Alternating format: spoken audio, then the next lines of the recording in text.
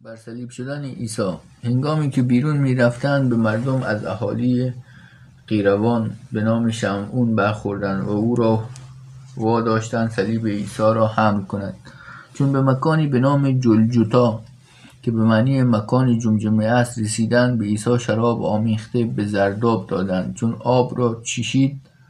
آن را چشید نخواست بنوشد. هنگامی که او را بر صلیب کشیدند، برای تقسیم جامه‌هایش میان خود قرعه انداختند و در آنجا به نگهبانی او نشستند.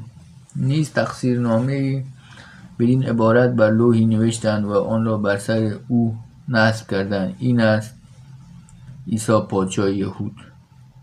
2 راهزن نیز با وی صلیب شدند، یکی در سمت راست و دیگری در سمت چپ او.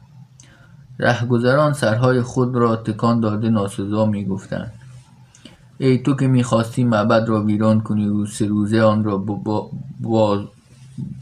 باز بسازی، خود را نجات ده. اگر پسر خدایی از صلیب فرود بیا. سران کاهنان و علمای دین و مشایخ نیز استهزا کرده و می‌گفتند: دیگران را نجات داد، اما خود را نمی‌تواند نجات دهد. اگر پادشاه اسرائیل است، اکنون از صلیب پایین بیاید تا به او ایمان آوریم. او به خدا توکل دارد.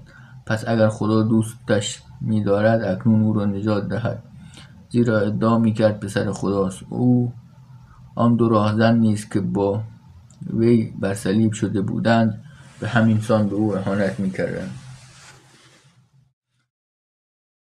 بر صلیب شدن عیسی.